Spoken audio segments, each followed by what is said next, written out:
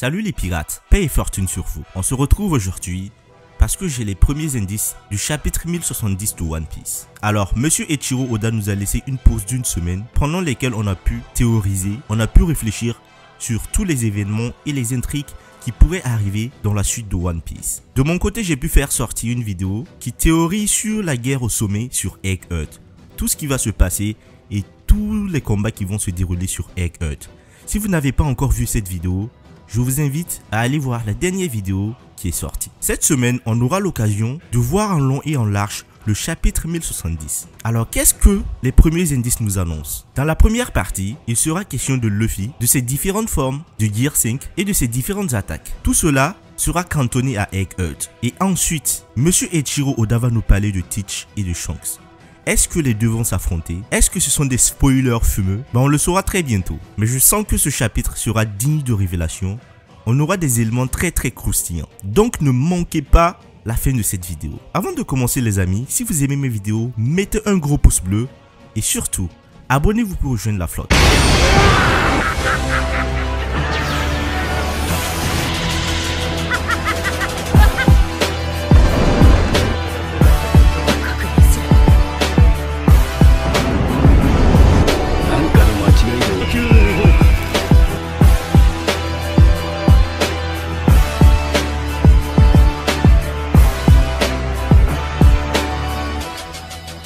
Le chapitre 1070 de One Piece. Et ouais les amis, qu'est-ce qu'il nous prépare, ce Eiichiro Oda? Qu'est-ce que ce chapitre nous réserve? Moi j'ai les premiers indices, alors je vous invite à les prendre avec quelques pincettes. Dans les premières lignes, il est question de l'avant-première du chapitre 1070. Et là il y a une question qui est en train de se poser. Que devient Luffy à Eggheart? Parce que le mec il est en train de nous sortir des attaques qui n'ont rien à voir avec ce qu'on a pu voir précédemment. Mais ça ne me surprend plus vu que le mec, il a le fruit du démon de l'imagination. Donc ce fruit est aussi fertile que l'imagination que peut porter son possesseur. Et vu qu'on sait que Luffy a des rêves extrêmement grandioses, on sait à quel point il est capable de faire en sorte que ce fruit puisse nous donner des trucs incroyables. On a le nom de la nouvelle attaque de Luffy, le Gomu Gomu no Dawn White Rocket.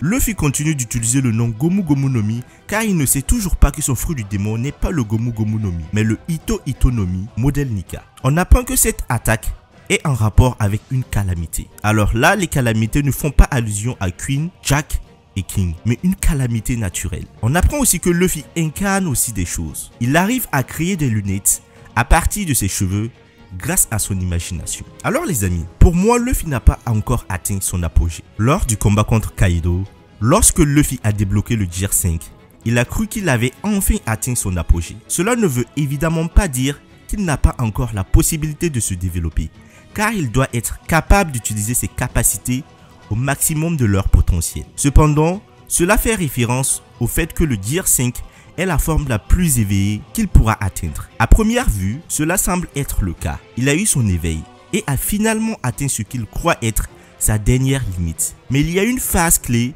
dans tout cela, c'est ce qu'il croit. J'ai remarqué quelque chose d'intéressant en lisant le Road to Laugh Tale volume 3. Le titre indique le pic de Luffy, la capacité de transformer l'imagination en réalité. Cependant, juste en dessous, voici ce qui est intéressant. Luffy était convaincu d'avoir atteint enfin le sommet de ses capacités lorsqu'il a découvert sa forme Nika. Pour l'instant, Luffy est convaincu d'avoir atteint le sommet de ses capacités. C'est là que se trouve son état d'esprit. Nous savons tous que le style de combat de Luffy a toujours été basé sur l'utilisation de son imagination. Que se passe-t-il donc si Luffy rencontre un ennemi, ce qui arrivera très bientôt à la fin de la série, un ennemi que son personnage actuel ne peut pas battre? Le fruit Nika lui donne la capacité de transformer son imagination en réalité. Il sera obligé de réévaluer sa force et d'essayer d'atteindre de nouveaux sommets. C'est là que sa forme finale, ou plutôt son sommet, sera finalement atteint. Je crois que c'est là où Oda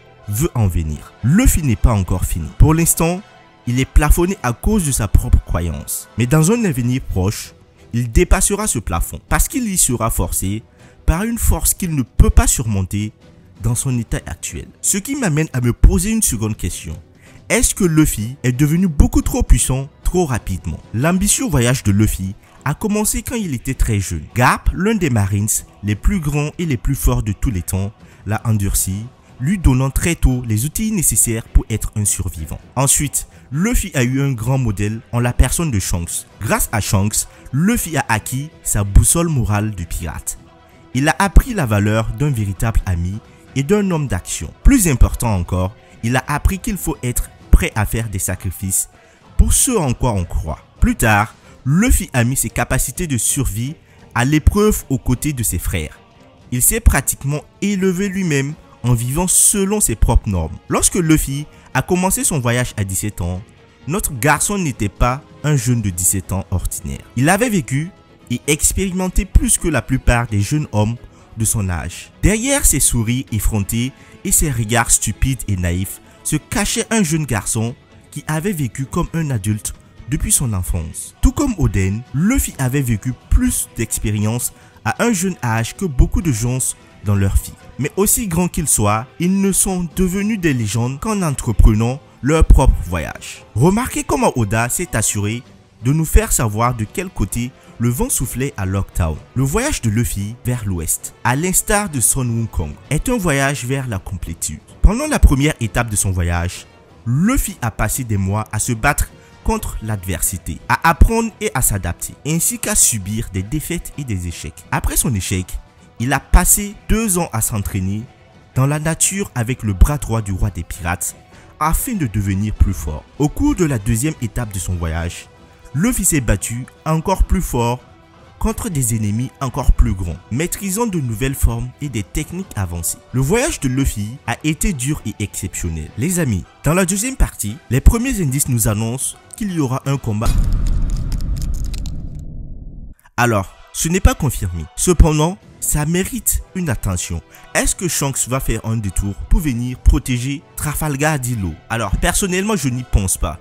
Personnellement, je n'y crois pas. Vu que ce sont des spoilers qui ne sont pas encore confirmés, mais c'est une option qu'il ne faut pas mettre de côté. Vu le message que Eiichiro Oda nous a laissé entrevoir il n'y a pas si longtemps de cela. Qu'est-ce qu'il a dit dans son message? Je le lis. Bonjour à tous ceux qui ont assisté à la Jump Fiesta et à tous ceux qui regardent le spectacle à la maison. Je suis Eiichiro Oda, la plus grande diva du monde, ou quelque chose comme ça. Cette année, l'arc Wano s'est terminé et l'histoire principale a commencé à reprendre. Le film One Piece, film Red, est devenu un grand succès. Donc ça a été une année vraiment folle dans l'ensemble. Tout le personnel crie toujours de bonheur. Uta-chan apparaîtra également dans la bataille de Chanson Rouge et Blanche. Nous espérons que vous apprécierez son tour de télévision puisqu'il ne sera disponible que pour une période limitée. Le jeu de cartes a également été un énorme succès. L'autre jour, j'ai demandé à mon personnel si nous pouvions obtenir des cartes, mais ils m'ont dit que nous ne pouvons pas les obtenir. Cela fait 25 ans que la série a commencé et c'est une si longue histoire.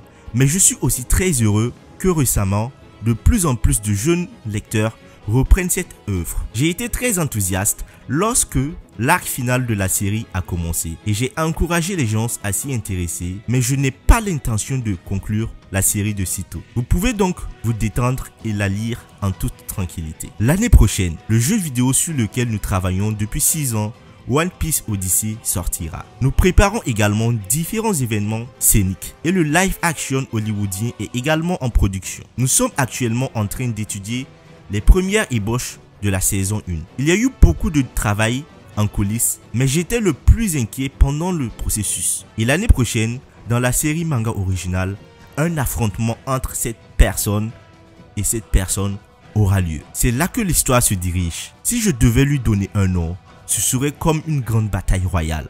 J'espère que personne ne mourra. S'il vous plaît, attendez avec impatience l'année prochaine pour un combat incroyable. Et de qui il s'agissait? Shanks et Teach. Les amis, pensez-vous qu'en 2023, on aura un combat entre Shanks et Teach? Et si c'est le cas, est-ce que ce combat va commencer très bientôt? Parce qu'on est en fin d'année 2022. Et je pense que le chapitre 1070 sera le dernier de cette année. Et s'il y avait une introduction de ce combat qu'on aura l'occasion de découvrir en 2023, dites-moi ce que vous avez pensé de tout cela en commentaire. Est-ce que vous pensez que ces spoilers, ces premiers indices vont se réaliser? Est-ce que Shanks et Teach vont s'affronter? J'ai hâte de voir cela. Quant à moi, je vous dis à bientôt pour les spoilers officiels et pour le résumé complet. Si vous avez aimé la vidéo, mettez un gros pouce bleu Et surtout, abonnez-vous pour rejoindre la flotte.